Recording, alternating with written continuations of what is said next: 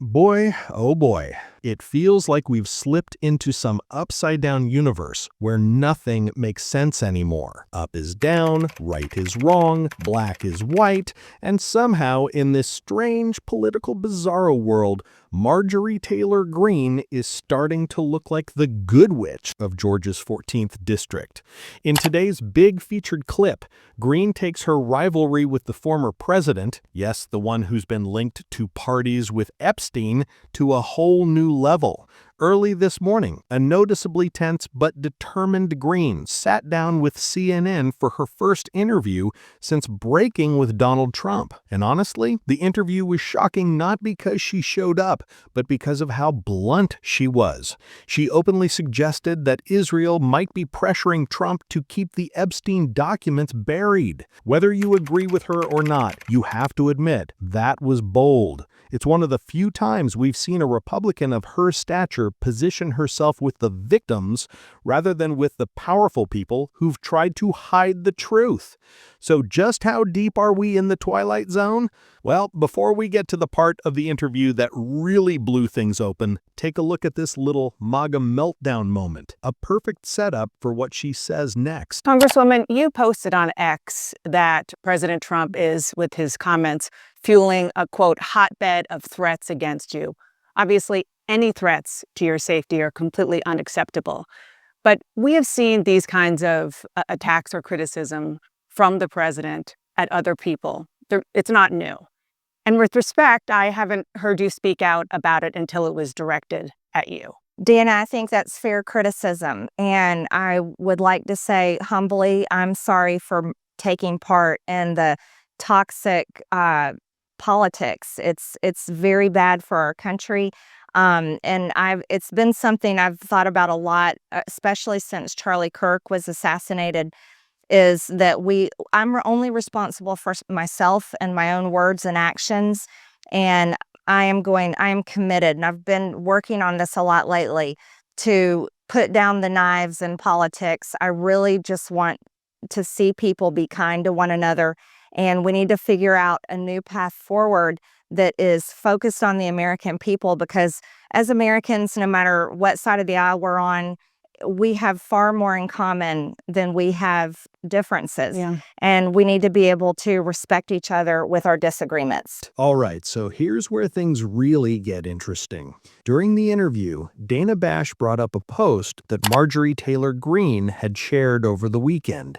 In that post, Greene hinted that lobbying pressure from APAC, the American Israel Public Affairs Committee, might be the real reason Trump suddenly turned on her.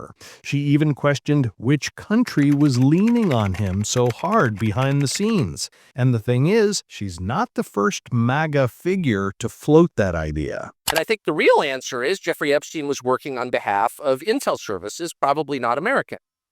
And we have every right to ask, on whose behalf was he working? How does a guy go from being a math teacher at the Dalton School in the late 70s with no college degree to having multiple airplanes, a private island, and the largest residential house in Manhattan? Fair enough, I guess. So let's get to the good part. In our featured clip, watch Dana Bash and Marjorie Taylor Greene go somewhere almost no one in Washington ever dares to go. Okay, so on that, I do want to ask you about something you posted just yesterday on X.